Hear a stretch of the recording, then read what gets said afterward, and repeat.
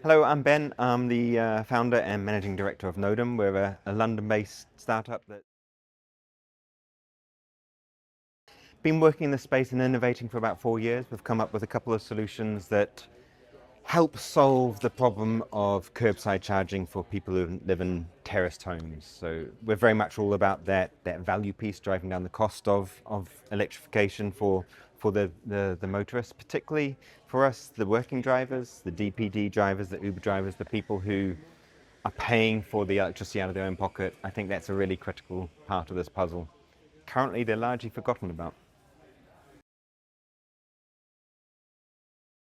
Yeah, there's various percentages knocking around. We tend to use around about 40% of people do not have access to a driveway. That will vary across the country and depending on which area you're living in. Um, Commonly, people talk about 8 million homes that are terraced in the UK. So that gives you an idea of the rough numbers. So we're talking about a big problem, and especially when you think about how much we need to decarbonize our urban areas, particularly with regards to air quality issues. That's why this is so important. Yeah, so our solution is a home connected curbside charger. So what that essentially means is we connect to your own home energy tariff. Means you pay much less VAT, so 5% VAT as opposed to 20. It also means that you can benefit from some of the kind of cheap tariffs, so looking at 7p per kilowatt hour. It is deployed using well, currently, if I can find it, using a key fob.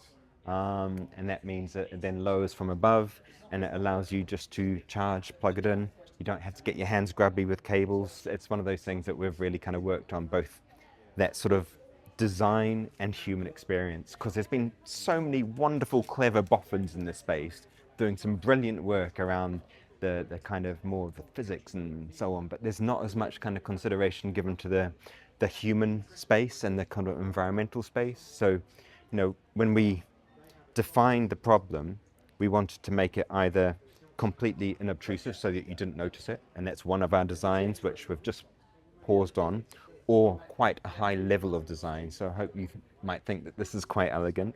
We wanted to make sure we had absolutely no impact on active travel, because for me that is the number one priority. You've got to get active travel, public transport, and then electrification, and also to make it cost neutral or as near as damn it to local authorities.